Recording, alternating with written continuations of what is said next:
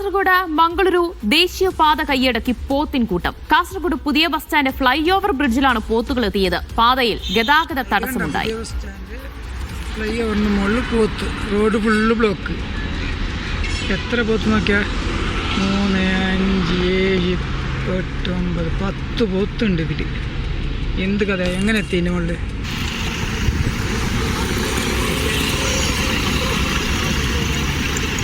ഷഫീഖ് നസറുള്ള വിവരങ്ങൾ നൽകും. ഷഫീഖ്, ഇപ്പോൾ ഈ ദേശീയപാതയിൽ നിന്ന് പോത്തുകൾ മാറ്റിയിട്ടുണ്ടോ? എനിക്ക് കണ്ടിട്ട് തോന്നുന്നു ആരോ വളർത്തുന്ന പോത്തുകളാണെന്നാണല്ലോ തോന്നുന്നത്.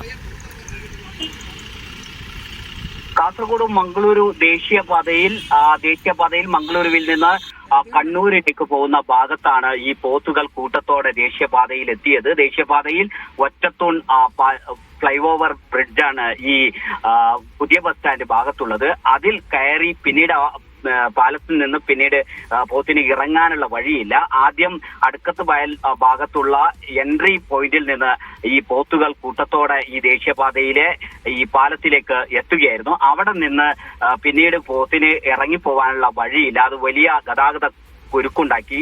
വലിയ വേഗതയിലാണ് ആ ഭാഗത്ത് വാഹനങ്ങൾ കടന്നു പോകുന്നത്. കൂട്ടത്തോടെ ഈ പോത്തുകൾ ഉണ്ടായത് വാഹനങ്ങളുടെ ഗതാഗതം തടസ്സപ്പെട്ടു. പിന്നീട് പോലീസും ഫയർഫോഴ്സും സ്ഥലത്തെത്തി ഈ പോത്തുകളെ പൂർണ്ണമായും അടുക്കത്തെ വയൽ നിന്ന് നേരെ ഈ പുതിയ ബസ് സ്റ്റാൻഡ് ഭാഗം വഴി അതിന്റെ എക്സിറ്റ് പോയിന്റിലേക്ക് ഈ പോത്തുകളെ നടത്തിക്കൊണ്ടുപോയി അവിടെ നിന്ന് ഇറക്കി വിട്ടിട്ടുണ്ട്. ഇത് ആരുടെ പോത്താണ് എന്നത് സംബന്ധിച്ചുള്ള കൃത്യമായ സൂചനകൾ പുറത്തു വന്നിട്ടില്ല.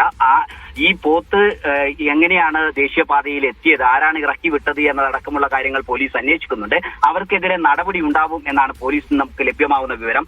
വലിയ ഒരു സാഹസമായിരുന്നു ദേശീയപാതയിലൂടെയുള്ള ഈ പോത്തുകളെ പിന്നീട് ദേശീയപാത വഴി കൊണ്ടുവന്ന് അടുത്ത എക്സിറ്റ് പോയിന്റ് വഴി അതിനെ ഇറക്കി വിടുക എന്നത്. അത് മണിക്കൂറുകളോളം ഈ ഫയർഫോഴ്സും പോലീസും ശ്രമിച്ചാണ് അവസാനം ഈ പോത്തിനെ ഈ ദേശീയപാതയിലെ ഈ പാലത്തിൽ നിന്ന് താഴെ ഇറക്കാൻ കഴിഞ്ഞത്.